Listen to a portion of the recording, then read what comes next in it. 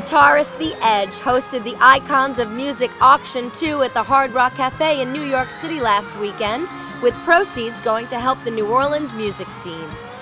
Some of the items up for auction: a Kurt Cobain played early bass guitar with home photos of him playing guitar, a Jim Morrison handwritten poem, a Miles Davis stage played trumpet, a Jimi Hendrix signed receipt, Slash's first stage-played Gibson Les Paul guitar with Velvet Revolver at the Roxy on May 9, 2004, and several personal items from The Edge, including his early stage-played 1976 Gibson Explorer guitar. The auction is set to help benefit The Edge's Music Rising organization, which The Edge said seeks to rehab, preserve, and fund New Orleans' unique music culture.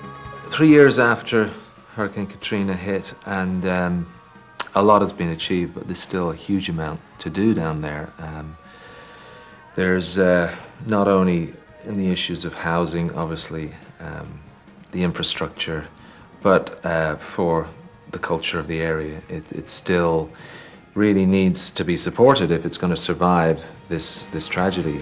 He said that he's committed to the organization for the long haul. We're looking at a situation where New Orleans hopefully won't shrink any further, but it may not grow for a while. They're talking about a sort of 10 years program to get it back to where it was. So we're, three years in, another 7 years before we'll see it really back to full strength.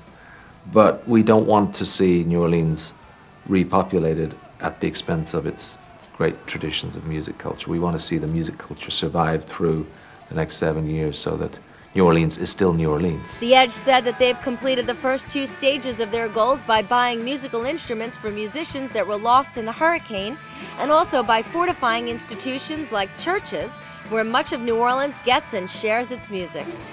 The ongoing efforts of Music Rising have thus far aided over 2,700 professional musicians and nearly 50,000 students and parishioners.